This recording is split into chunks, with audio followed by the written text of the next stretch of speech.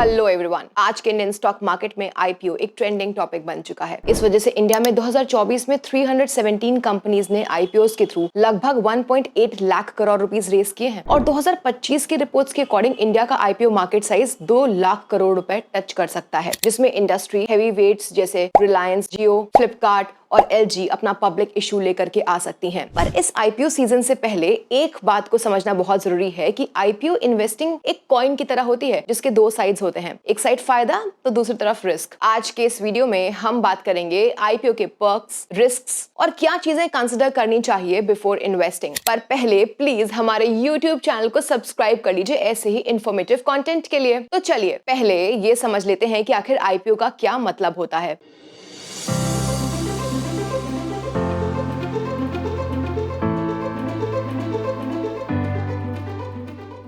That is, what are IPOs? So friends, IPO ना या initial public offering का मतलब होता है कि जब कोई प्राइवेट कंपनी फंड्स रेस करने के लिए अपने शेयर्स पब्लिक को सेल करती है। आईपीओ के बाद कंपनी के शेयर्स स्टॉक एक्सचेंज पर लिस्ट हो जाते हैं, जहां वो पब्लिकली ट्रेड होते हैं। एक कंपनी आईपीओ के जरिए या तो नए शेयर्स इश्यू करती है, जिससे फ्रेश इश्यू कहते हैं, या फिर एग्जिस्टिंग प्रमोटर्स अपने कुछ शेयर्स पब्लिक को बेचकर पैसे रेस करते हैं, जिसे ऑफर फॉर सेल या ओएफएस कहते हैं। अब ये समझते हैं कि आईपीओ इन्वेस्टिंग में ऐसे क्या बेनिफिट्स हैं जो इंडियन इन्वेस्टर्स आईपीओ में इन्वेस्ट करना पसंद करते हैं। That is perks of IPO investing. तो आईपीओ इन्वेस्टिंग का सबसे पहला बेनिफिट है लिस्टिंग गेन्स। जी हाँ, लिस्टिंग गेन्स वो प्रॉफिट होता है जो इन्वेस्टर आईपीओ के फर्स्ट डे पर कमा सकते हैं, जब स्टॉक का मार्केट प्राइस या लिस्टिंग प्राइस आईपीओ के इश्यू प्राइस से ज्यादा हो। लिस्टिंग गेन्स डिमांड, सप्लाई और मार्केट सेंटिमेंट पर डिपेंड करते हैं। अगर स्टॉक के लिए स्ट्रॉन्ग डिमांड है तो प्राइस लिस्टिंग डे पर ऊपर जा सकता है, जिससे इन्वेस्टर्स को क्विक प्रॉफिट मिल सकता है, लेकिन ये गेन्स गारंटीड नहीं होते। लिस्टिंग गेन्स सिर्फ तब मिलते हैं जब मार्केट सेंटिमेंट्स पॉजिटिव हो और इन्वेस्टर इंटरेस्ट स्ट्रॉन्ग हो। फिर भी ये एक पोटेंशियल पर्क है जो कई लोगों को आईपीओ की तरफ अट्रैक्ट करते हैं। फॉर एग्जांपल, सितंबर 2024 में बजाज हाउसिंग फाइनेंस लिमिटेड के आईपीओ का इश्यू प्राइस 70 रुपीस था, पर शेयर्स की ज्यादा डिमांड की वजह से इस कंपनी की लिस्टिंग 150 रुपीस पर हुई, जिससे इन्वेस्टर्स को लिस्टिंग डे पर ही 114.29% का गेन हुआ। आईपीओ में इन्वेस्ट करने का दूसरा बेनिफिट है लिक्विडिटी। जब एक कंपनी स्टॉक मार्केट में लिस्ट हो जाती है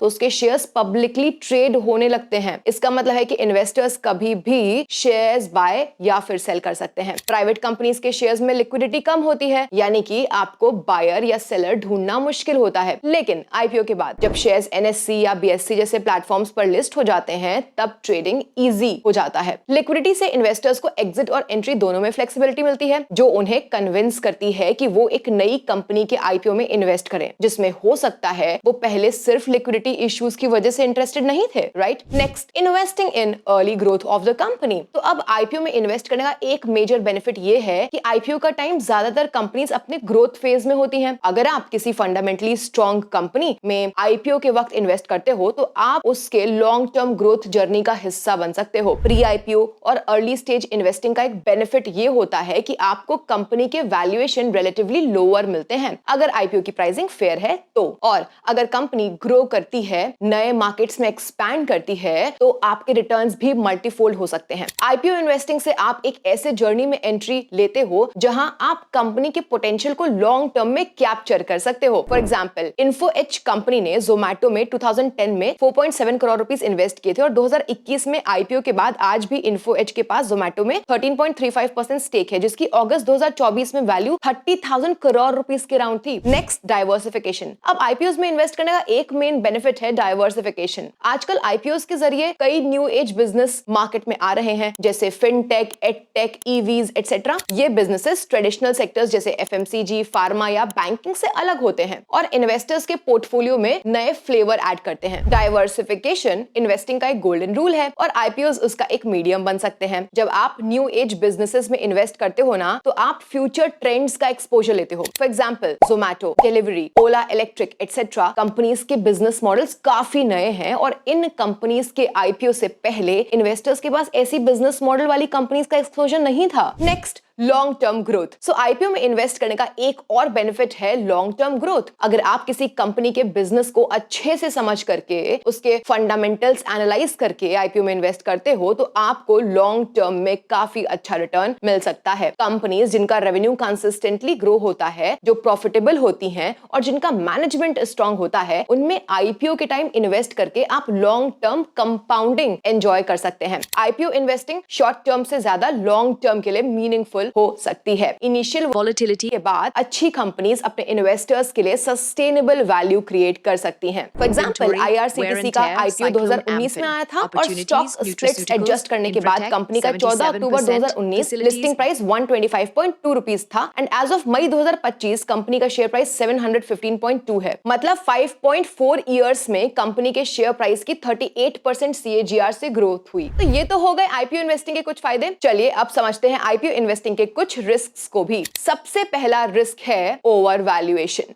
जी हाँ, कभी कभी आईपीओस में ना कंपनीज अपने शेयर्स को फेयर वैल्यूएशन से ज्यादा प्राइस पर इश्यू करती हैं, यानी कि उनका शेयर प्राइस उनकी एक्चुअल फाइनेंशियल परफॉर्मेंस के कंपैरिजन में ज्यादा हो सकता है। जब आप एक ओवर वैल्यूड स्टॉक में इन्वेस्ट करते हो तो आप पहले दिन से ही रिस्क में हो सकते हो, क्योंकि अगर मार्केट करेक्ट करता है तो सबसे पहले ओवर वैल्यूड स्टॉक्स के गिरने के चांसेस होते हैं। आईपीओ के टाइम वैल्यूएशन को इग्नोर करना रिस्की हो सकता है। इंडस्ट्री स्टैंडर्ड से high PE ratio, high PB ratio, ये सब ओवर वैल्यूएशन के इंडिकेटर्स हो सकते हैं। जैसे कि पेटीएम के आईपीओ के टाइम इन्वेस्टर्स काफी कंसर्न थे कि कंपनी काफी ओवर वैल्यूड है, जिस वजह से कंपनी अपने इश्यू प्राइस से लगभग 9% डिस्काउंट पर लिस्ट हुई और उसके बाद भी स्टॉक काफी फॉल हुआ। Next, no guarantee of allotment. इसके बाद दूसरी आईपीओ की प्रॉब्लम ये होती है कि इनमें सब इन्वेस्टर्स को अलॉटमेंट नहीं मिलती। रिटेल कैटेगरी के लिए आईपीओ का 35% हिस्सा रिजर्व्ड होता है। अगर इस कैटेगरी में आईपीओ ओवर सब्सक्राइब्ड होता है तो अलॉटमेंट लॉटरी सिस्टम के थ्रू होता है। कई बार आप अप्लाई तो करते हो लेकिन अलॉटमेंट नहीं मिलती। मान लीजिए कि कोई IPO retail category 100 times subscribe हुआ, तो इसका मतलब है कि अब अलॉटमेंट के लिए लकी ड्रॉ होगा और इन्वेस्टर को शेयर्स की अलॉटमेंट मिलने का 1 in 100 यानी कि 1% चांस है। आईपीओ अलॉटमेंट के प्रोसेस को अच्छे से समझने के लिए आप हमारे YouTube चैनल पर इस वीडियो को देख लीजिए। नेक्स्ट है इनसफिशिएंट इंफॉर्मेशन। तो एक आईपीओ में इन्वेस्ट करने का मेजर रिस्क होता है जब कंपनी की सफिशिएंट इंफॉर्मेशन अवेलेबल ना हो। हालांकि आईपीओ से पहले कंपनी की सारी इंफॉर्मेशन एक रेड हेरिंग प्रोस्पेक्टस यानी कि आरएचपी में प्रोवाइड की जाती है और आप तो जानते ही हैं कि एक आरएचपी को रीड करना बहुत टाइम कंज्यूमिंग और कॉम्प्लेक्स काम है। दूसरी तरफ आरएचपी में कंपनी का हिस्टोरिकल ट्रैक रिकॉर्ड काफी लिमिटेड ही अवेलेबल होता है। ये इंफॉर्मेशन गैप इन्वेस्टर के लिए रिस्की हो सकती है। बट यस, सेबी डिस्क्लोजर्स को लेकर की काफी स्ट्रिक्ट है। फॉर एग्जाम्पल रिसेंटली दिसंबर 2024 में सेबी ने एक SME IPO solar 91 clean tech को पोस्टपोन कर दिया, क्योंकि सेबी को लगा कि कंपनी ने कंप्लीट डिस्क्लोजर्स नहीं किए हैं। जैसे सेबी ने देखा कि कंपनी ने आईपीओ से कुछ मंथ्स पहले ही अपनी वैल्यूएशन को आर्टिफिशियली इंक्रीज किया है। नेक्स्ट रिस्क है प्राइस ड्रॉप आफ्टर लिस्टिंग।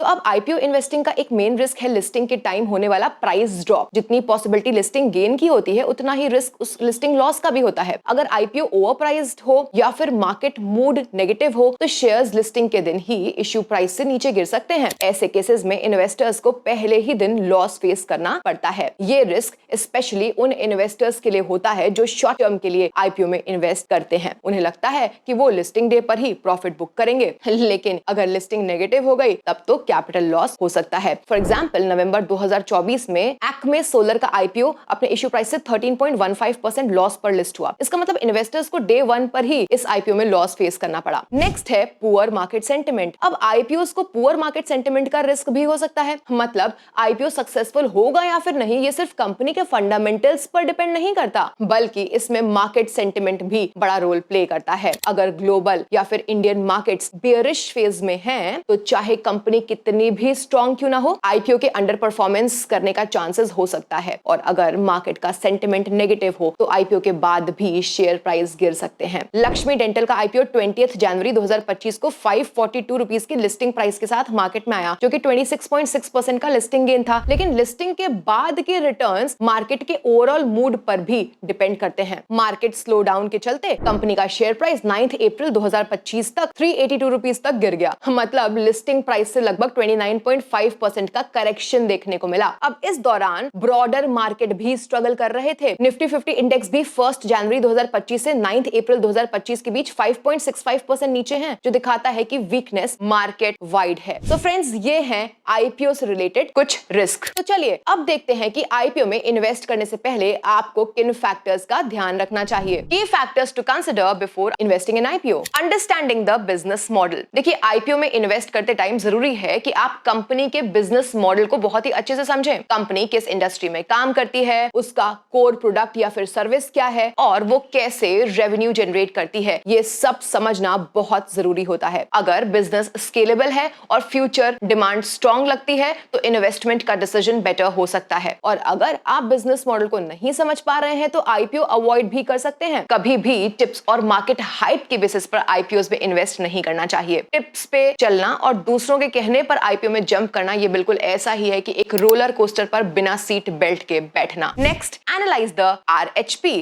तो इसके बाद जरूरी है कि कंपनी की आरएचपी को अच्छे से एनालाइज किया जाए। आरएचपी एक लीगल डॉक्यूमेंट होता है जिसमें कंपनी अपने फाइनेंशियल्स, रिस्क्स, प्रमोटर डिटेल्स और आईपीओ से रेज होने वाले पैसों का यूज कैसे होगा, ये सब कुछ डिस्क्लोज करती है। आरएचपी को रीड करके इन्वेस्टर्स को कंपनी से रिलेटेड सभी जरूरी इंसाइट्स मिलती हैं जो उनके इन्वेस्टमेंट डिसीजन में हेल्प करता है। Next, don't borrow money to invest. जी हाँ, आईपीओ में प्रॉफिट के साथ लॉस होने का भी रिस्क होता है, इसलिए आप आईपीओ में इन्वेस्ट करने के लिए कभी भी पैसे बोरो मत करिए। अगर आपने क्रेडिट लेकर के इन्वेस्ट किया है और स्टॉक गिर गया है तो आप सिर्फ अपना पैसा ही नहीं बल्कि इंटरेस्ट का बर्डन भी उठाना आपको पड़ेगा। ये फाइनेंशियल बर्डन को काफी बढ़ा सकता है और आपके ड्रीम्स को नाइटमेयर बना सकता है। नेक्स्ट है, स्टडी द प्रमोटर रेपुटेशन। जी हाँ, आईपीओ में इन्वेस्ट करने से पहले प्रमोटर्स की रेपुटेशन और बैकग्राउंड चेक करना भी बहुत जरूरी होता है। अगर प्रमोटर्स का ट्रैक रिकॉर्ड स्ट्रॉन्ग है, मतलब उन्होंने पहले भी सक्सेसफुल बिजनेसेस रन किए हुए हैं और उनके ऊपर कोई भी लीगल या फिर फाइनेंशियल कंट्रोवर्सी नहीं है, तो ये एक आईपीओ के लिए पॉजिटिव सिग्नल हो सकता है। जैसे कि नवंबर 2023 में आया टाटा टेक्नोलॉजीज का आईपीओ अपने इश्यू प्राइस से 140% प्रीमियम पर लिस्ट हुआ और इसका मेन रीजन टाटा ग्रुप की बिजनेस में अच्छी रेपुटेशन थी। वहीं अगर प्रमोटर्स के ऊपर पहले कभी कोई फ्रॉड एलिगेशंस, सेबी एक्शन या फिर गवर्नेंस इश्यूज आए हों तो ऐसे आईपीओ रिस्की हो सकते हैं। इसलिए आईपीओ में इन्वेस्ट करने से पहले प्रमोटर की क्रेडिबिलिटी और उनकी पास्ट कंपनी परफॉर्मेंस जरूर चेक करिए। सो फ्रेंड्स, आईपीओ एक एक्साइटिंग इन्वेस्टमेंट अपॉर्चुनिटी हो सकती है, लेकिन सिर्फ तब जब आप प्रॉपर रिसर्च करके इन्फॉर्म्ड डिसीजन लेते हैं। लिस्टिंग गेन्स इन्वेस्टर को अट्रैक्ट कर सकते हैं, लेकिन हर आईपीओ में लिस्टिंग गेन्स नहीं होते। फियर ऑफ मिसिंग आउट यानी कि फोमो में आकर के ब्लाइंडली इन्वेस्ट करना नुकसान भी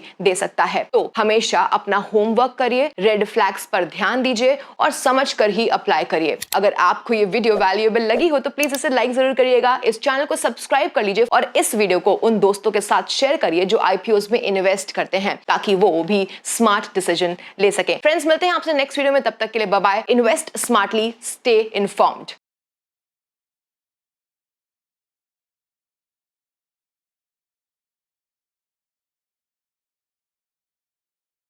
Investment in securities market are subject to market risks. Read all the related documents carefully before investing. Please read the risk disclosure documents carefully before investing in equity shares, derivatives, mutual fund, and or other instruments traded on the stock exchanges.